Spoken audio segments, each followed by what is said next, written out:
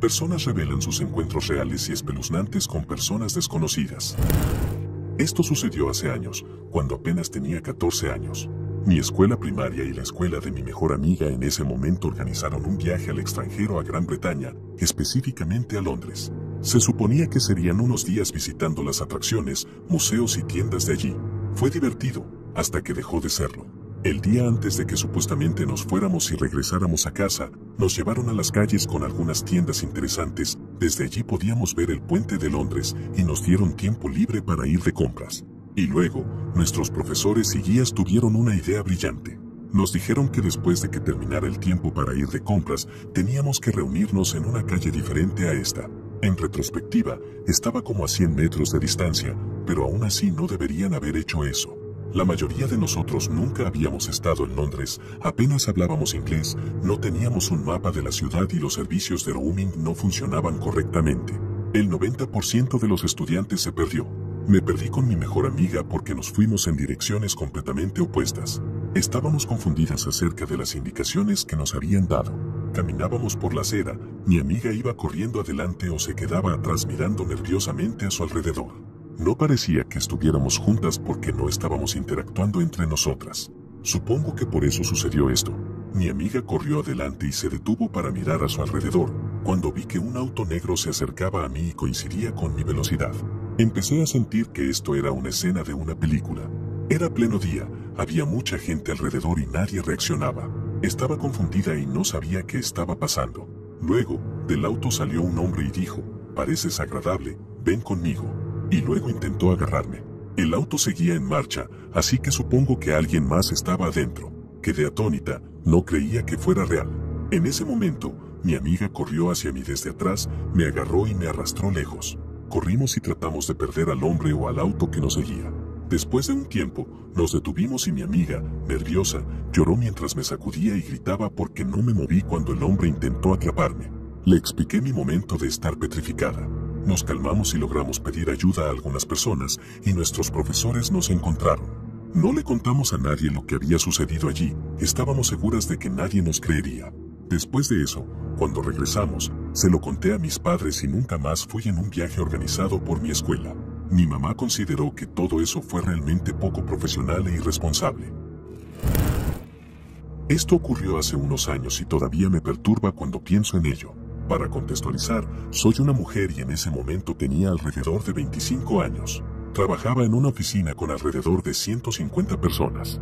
Un día recibí un correo electrónico de un compañero de trabajo, pero no reconocí su nombre. El correo electrónico decía algo así: «Lo siento si hice algo que te ofendió. Dada la situación, si prefieres no volver a verme, lo entiendo y te evitaré en la cocina». Estaba extremadamente desconcertada porque no tenía ni idea de quién era este tipo, pero debo haber hecho algo para ofenderlo, ¿verdad?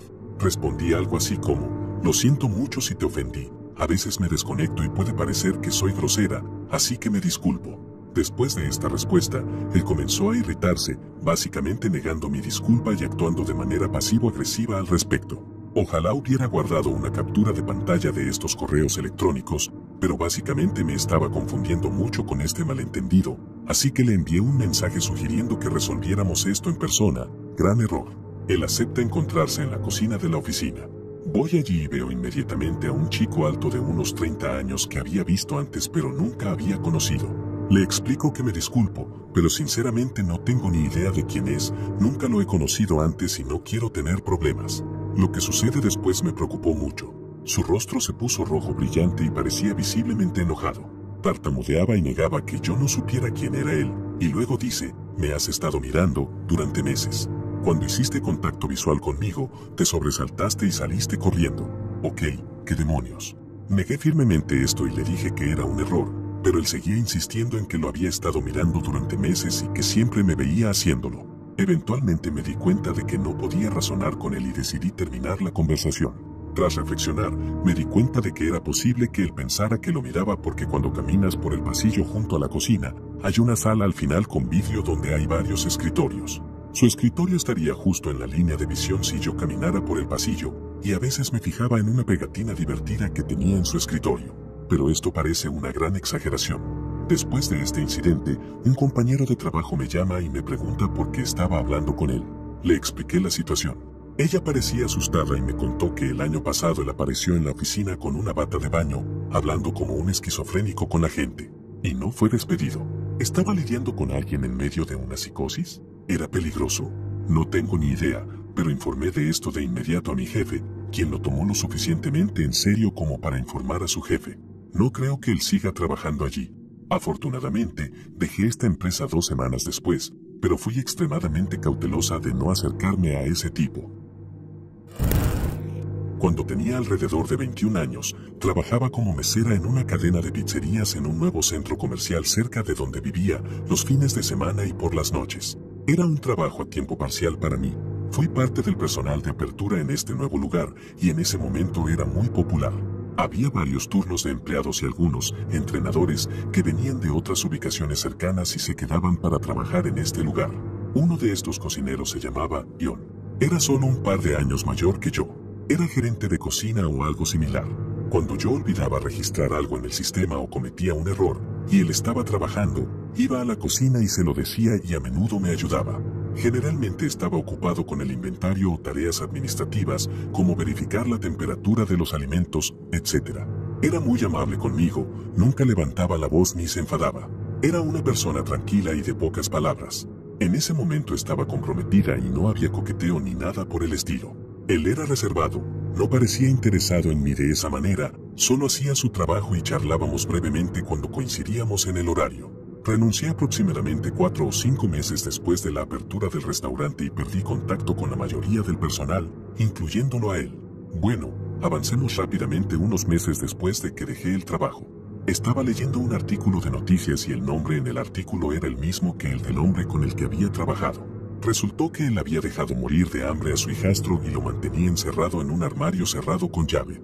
Busqué más información y encontré su foto, y era el mismo hombre. Me quedé atónita. Él había obtenido la custodia del hijo de su exnovia, sin relación de sangre con él, aunque había otro niño más joven en el hogar que era hijo biológico de John, creo que medio hermano. También tenía una novia que vivía con ellos y ella no tenía relación de sangre con ninguno de los niños. Este pobre niño fue mantenido en un pequeño armario de ropa durante sus últimas semanas de vida. ¿Y sabes qué? Su padrastro era cocinero, así que si había problemas de dinero, podría haber tomado comida del restaurante. Nadie lo habría sabido. Los empleados tenían una comida gratis en cada turno. Tenía tantas formas de alimentar a este niño. Fue condenado a cadena perpetua. Todavía pienso en este pobre chico que nunca tuvo una oportunidad. Y en el hombre que le hizo daño, que parecía amigable pero tranquilo o tímido, capaz de hacer su trabajo y entrenar a otros para hacerlo.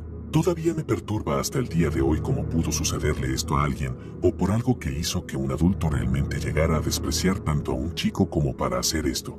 ¿Y convencer a una mujer adulta de lo mismo? De no buscar ayuda para él. La moraleja para mí es que nunca se puede juzgar a alguien por su apariencia externa. Mi sexto sentido entró en acción con un cliente. Cuando estaba en mis 20 años, conseguí un trabajo como recepcionista en una oficina de ventas en una comunidad de viviendas prefabricadas. Era mi primer trabajo de oficina después de trabajar en guarderías y la industria de alimentos y bebidas. Estaba tan emocionada. Saludé a los posibles compradores, hice citas y preparé las casas especiales con nuestro stock de muebles y decoraciones. Trabajé con otra persona en la oficina, que era el vendedor. Cuando él no estaba allí, llevaba a los posibles compradores a través de nuestras casas especiales y recopilaba su información para el seguimiento. Estaba trabajando sola un día cuando un cliente entró en la oficina buscando comprar su primera casa. Reuní información del joven y le pregunté si le gustaría ver algunas casas especiales. Mientras caminábamos por la acera hacia la fila de estas casas, charlamos sobre los diversos planos de planta y acabados disponibles. Conocía la información del producto y no tuve problemas para responder con confianza a sus preguntas. Decidí mostrarle los 2 modelos de casa que mejor se adaptaban a su rango de precio y plan de planta deseado. Como compartí la mayor parte de la información técnica durante la primera visita a la casa, le di un poco de espacio para mirar libremente la segunda.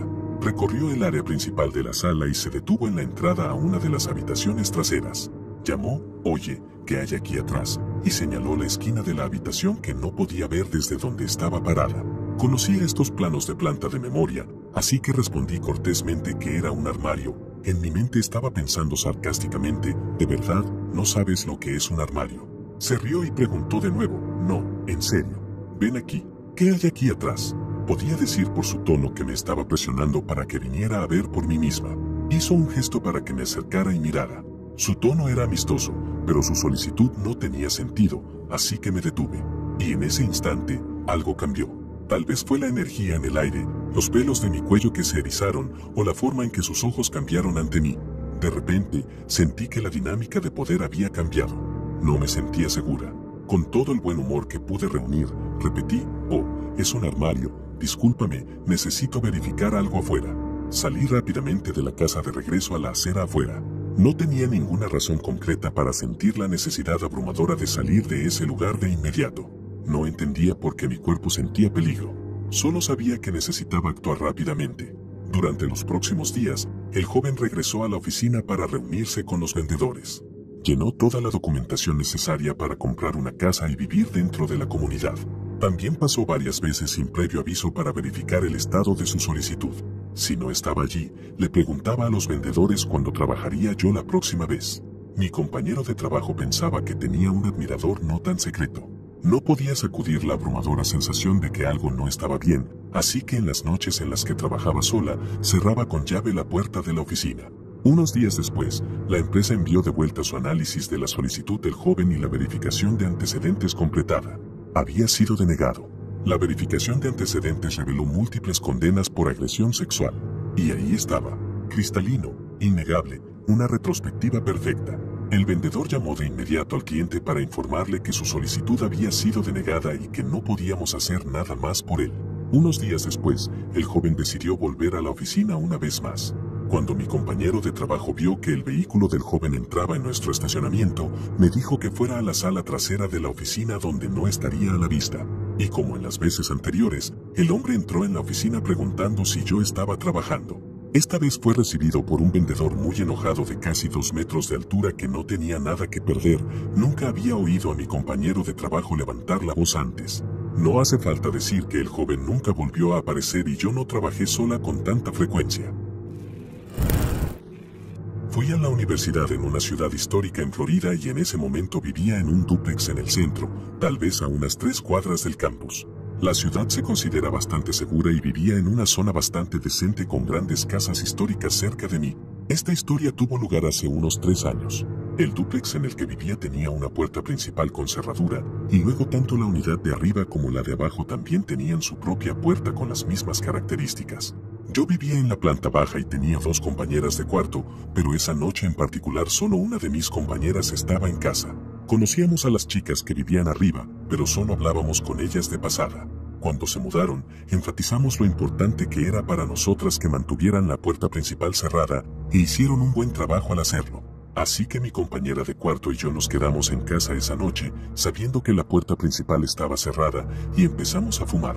En algún momento, escuchamos un golpe en la puerta principal y nos dimos cuenta rápidamente de que las chicas de arriba habían pedido una pizza. Más tarde, se hizo evidente que nunca habían vuelto a cerrar la puerta principal después de recibir su comida. Finalmente nos fuimos a dormir en nuestras habitaciones, y como tenía una cama queen, a menudo dormía con mi teléfono y mi computadora portátil junto a mí en la cama. Un par de horas después de quedarme dormida, me desperté con un hombre parado junto a mi cama. Tan pronto como me di cuenta de que no estaba soñando, noté que estaba apartando rápidamente mi teléfono y mi computadora de mi cama y moviendo mi colcha, tratando de meterse en mi cama. Comencé a preguntarle quién era, qué hacía aquí y simplemente estaba confundida, ya que todavía estaba bajo los efectos de lo que fumé. Lo único que me decía, varias veces, era que solo intentaba meterse en la cama. En este punto, comencé a entrar en pánico, ya que mi mente obviamente pensaba en lo peor. Esperaba que tal vez mi compañera de cuarto hubiera invitado a algún chico random y que se hubiera equivocado de habitación, pero cuanto más lo cuestionaba, todo lo que tenía que decir era, solo intento meterme en la cama. Tengo un spray de pimienta y una pistola eléctrica, pero los había dejado accidentalmente en un estante frente al que estaba el hombre, por lo que no había forma de que pudiera agarrarlos sin empeorar la situación. Al darme cuenta de que necesitaba hacer algo rápidamente, solté, «Hay 5 personas que viven en esta casa, y si no te largas ahora mismo, gritaré y todos estarán aquí en cuestión de segundos». Afortunadamente, eso fue todo lo que necesitó para asustarlo y hacer que se fuera. No sé si había traído algo consigo o si me robó algo, pero lo vi agarrar algo en la oscuridad y correr fuera de mi habitación.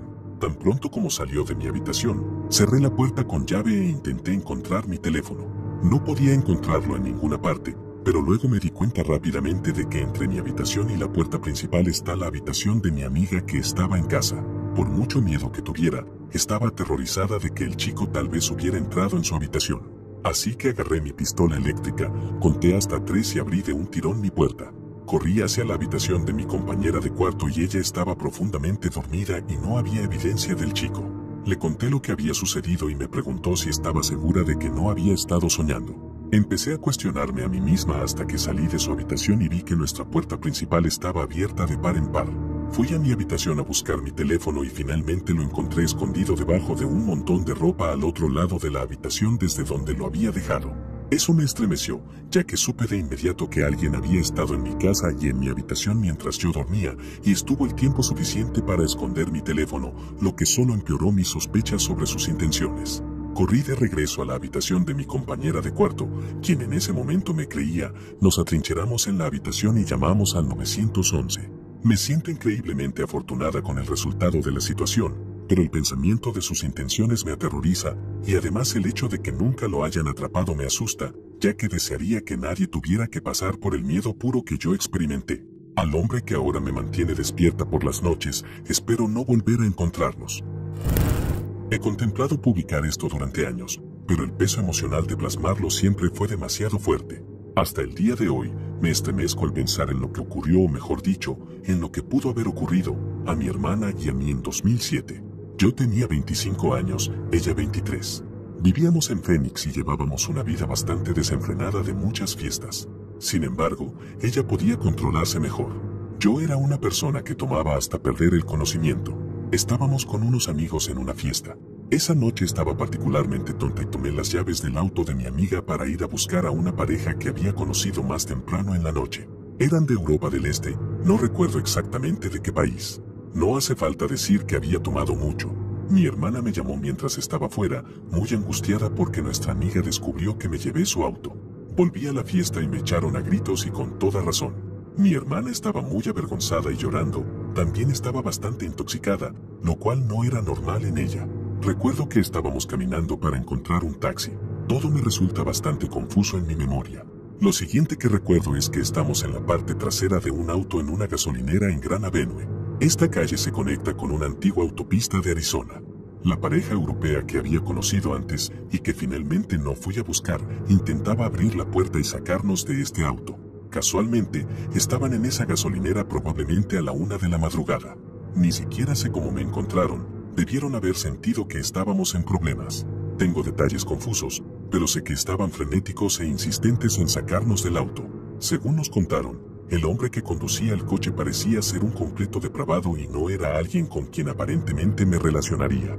No tengo ningún recuerdo de cómo terminamos en su vehículo, quién era él, a dónde nos llevaba y por qué necesitaba llenar su tanque. A veces pienso que esa pareja misteriosa eran ángeles enviados para cuidarnos. Tanto mi hermana como yo perdimos nuestros teléfonos al día siguiente. Estoy segura de que el hombre los había tomado. Podrían haber ocurrido muchas cosas esa noche y me siento afortunada de que todavía estemos vivas. Me atormenta la culpa de haber puesto a mi hermana pequeña en esa situación y cada vez que siento ganas de beber, es uno de los recuerdos que repaso para recordarme a dónde me lleva la bebida.